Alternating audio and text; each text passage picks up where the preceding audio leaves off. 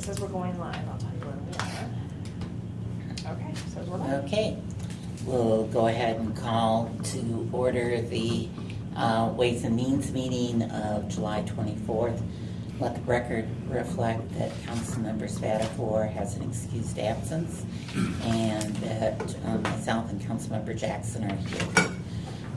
With that, Councilmember Jackson, we have the minutes of July 10th. Thank you. Move the minutes with a minor correction, just a typo on, it says 3 of 6 on mine, the middle paragraph, Councilmember Jackson. Down at the bottom it says, cannot find a spot.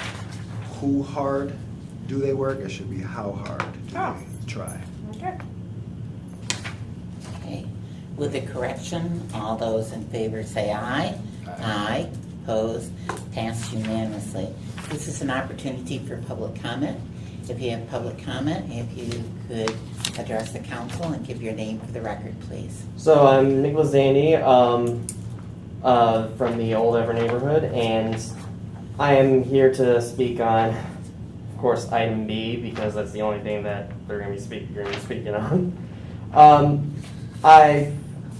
I normally don't speak public comments during committee meetings, but since this is probably going to be a very short one, I might as well. As someone who has family who has worked in union jobs, I know that workers' compensation is actually a very passionate issue for me, and I believe that there needs to be a fair compensation settled for whatever specifically these workers are asking for. And especially since there's a writer's strike going on the West Coast, I believe that workers' issues has become much more important, especially recently.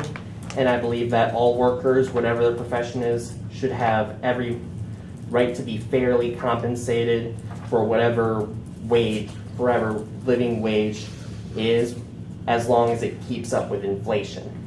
That's all I really need to say, and I shall yield the rest of my time. Thank you, sir. With that, we'll turn it over to Lisa.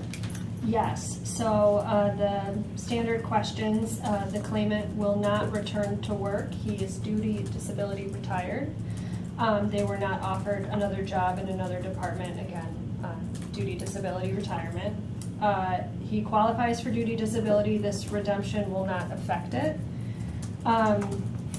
He can collect retirement, both qualifies for age and service as well as duty disability. And this is a complete redemption, so there would be no other claims regarding the city. This is a waiver of any and all claims. Councilmember Jackson. I appreciate the overview. Is that all we get is an overview, or do you speak in any specifics just about like department, a little bit of what happened? I plan to support it, everybody else does. I could make this easy, but I'm just curious, like, do we get any more info? So that's the standard info. Unfortunately, it's health information and, medical conditions, diagnoses that we can't share publicly. But it's all part of the evaluation done by the law office, by our workers' comp administrators. It's all, we evaluate the full. Okay, I appreciate it. It's just like a little information to just, I guess, trust our law department and everybody else, pretty much.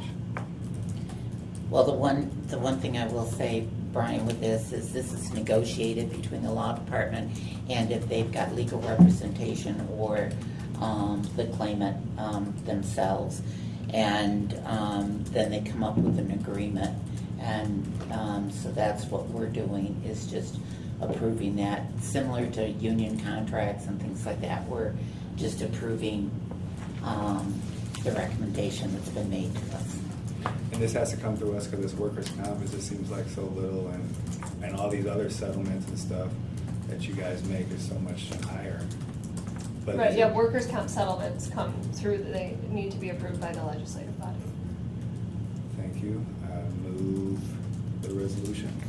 Okay, we have a motion on the resolution, and I don't see any other questions. So with that, all those in favor say aye. Aye.